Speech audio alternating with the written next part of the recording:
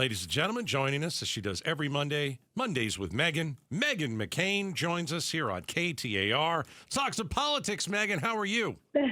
I'm good. Thank you so much for having me. Just FYI, it is rainstorming very badly outside my window. So if you hear that, I'm sorry. No problem. Yeah, it rained here earlier today. It was hailing yesterday in some parts of the valley. What? Yeah. Cave Creek got some hail. Meghan, it's like 65 degrees here today. It's freezing. And it's going to be 100 on Friday. Yeah, well, they're back to normal. Right. Back. 100 doesn't bother me. Doesn't bother me. I like it. I like it, too. I'm with you. Meghan, we're going to start with this. We'll play a little bit of audio. How's that? Let's play Trump's appearance on Meet the Press. Your Secretary of State says everyone who's here, citizens and non-citizens, deserve due process. Do you agree, Mr. President? I don't know. I'm not a lawyer. I don't know. Well, the Fifth Amendment says... I don't know. It might say that, but if you're talking about that, then we'd have to have 1 million or 2 million or 3 million trials. We have thousands of people that are some murderers and some drug dealers and some of the worst people on earth. Some of the worst, most dangerous people on earth. And I was elected to get them the hell out of here, and the courts are holding me from doing it. Let's play this last clip. One more. Okay. Even given those numbers that you're talking about, don't you need to uphold the Constitution of the United States as president? I don't know. I have to respond by saying again, I have brilliant lawyers that work for me.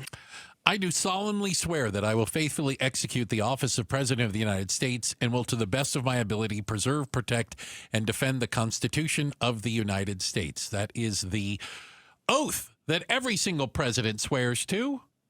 What part of it doesn't Donald Trump understand, Meghan? I can never tell if he's just like trolling everybody or like trying to get a reaction or what. Because I think if you even taken like, a first grade level of civics, American civics, like you would know the answer to that. So I don't know what he was doing, and it's obviously not productive. And it's like the number one thing a president's role is in doing when he's elected.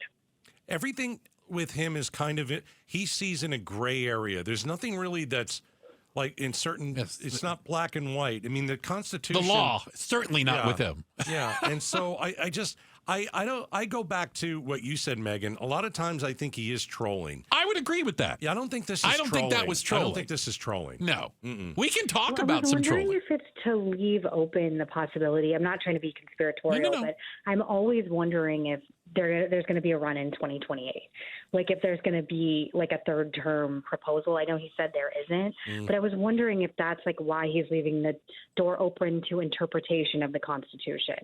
But I don't like it. I'm sick of it. I'm tired of it. And none of this is productive. And I don't know if it's a way to like curtail any responsibility for what's happening with some of these people that have been wrongfully deported.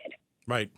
There was a case here in Arizona, in Tucson, that we were talking about last hour. There's a woman pregnant in the desert trying to come here from Guatemala. Very dangerous. Border Patrol picked her up. She gave birth in Tucson. And they were ready to deport her with or without the baby immediately. And we were, Bruce and I were like, okay, listen, due process. Can she get a lawyer? And at times they're like, we're not getting you a lawyer. Wait, hold on a second. What you may have done was wrong. I get it. You came here illegally, but let's get you a lawyer and put you in a court. I mean, because that's what we do, I thought. Yeah, and look, I heard the New York Times podcast had a really interesting episode interviewing a daughter whose dad had been deported, and she was talking about the dissolution of her family, having to like talk to her dad while he was in like a prison, and I just think that right this moment, CNN's recent polling on this, President Trump is way ahead. I mean, it was like 19 points to 9%. But I do believe that stories like this are like a contagion. They're going to get out and they're going to get further. And I do think there's a difference between wanting to have criminals and gang members deported and then a pregnant mother who just gave birth.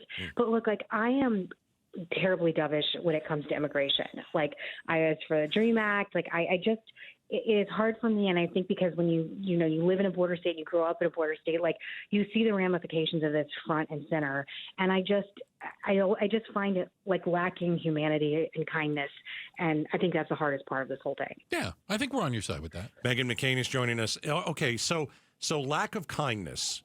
Well, Biden was just too kind then, right? I mean, because part of the harshness of what we're seeing now, I think, is Biden's fault. because of Oh, what totally. he did Totally. for 3.5 years. I also think it's Congress's fault for allowing to have an asylum process that is open to wide interpretation. And that hasn't and changed. Biden ostensibly did open our borders. Right. I mean, even when you talk to like border agents and people who specialize in this, say that it was a calamity and a catastrophe. But it's like the pendulum is swinging from one severe angle to the other. And I'm the first person to say, like, my perspective on this is like wildly out of touch and different with the vast majority of the American public. And I'm the first person to say that. I don't know why I have this perspective. I just do. I think America's a land of plenty. I don't like any of this. I understand the counter argument. I understand that Biden was a horrific disaster on many different levels, but all this makes me uncomfortable. Pregnant moms, kids with cancer, like I don't like any of it. Meghan McCain is joining us, as she does, Mondays with Meghan. All right, so we talked about just at the very beginning, Constitution, what Trump said. You mentioned, is he trolling? We don't know. So here's what part of him trolling. Let's just get to it. And we have to decide. We can agree this is the trolling part? This is the trolling part. Oh, okay. Is this funny, right? Or is it disrespectful? So he put out on social media an AI picture of himself as the Pope. Yes. I know, it's so weird. I know it's weird. It's weird. Again, it's not going to change my life. Okay, I get it. But I'm not Catholic. I'm a Christian, but I'm not Catholic. He's so devout. Why I don't even know what to ask about this, because I have some Catholic friends who are like, the Pope hasn't been dead for 2 weeks, and we got They Trump haven't even in buried him, I don't in think. Pope gear. Yeah. What did you think when you saw it? Is it one of those things where you say, that's Trump being Trump, I'm just going to not even look at it, or this is a little much? I mean, I thought Lindsey Graham's reaction to it was really funny because he was like, "This is amazing. He should definitely become Pope." Like, Oh gosh, and right? whatever. But He did I just say try that. and take serious things seriously, Yeah. and things that are not, because I'm going to give myself like an aneurysm. You know what I mean? So Yeah. like, I try and like take the very serious things very seriously, and things like that. I just sort of like.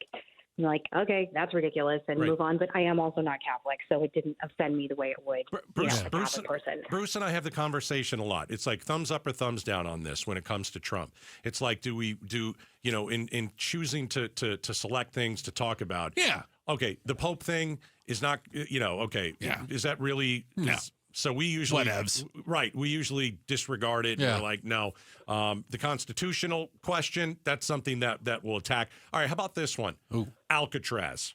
Oh, reopening Alcatraz. I actually like this idea, Megan. Megan, I like it. have you ever been I there? actually do No. too. I have not, but I like the idea of opening Alcatraz. I really do. I don't know why. I I just thought was it was- like, it's just sitting there. Like, we might as well use it.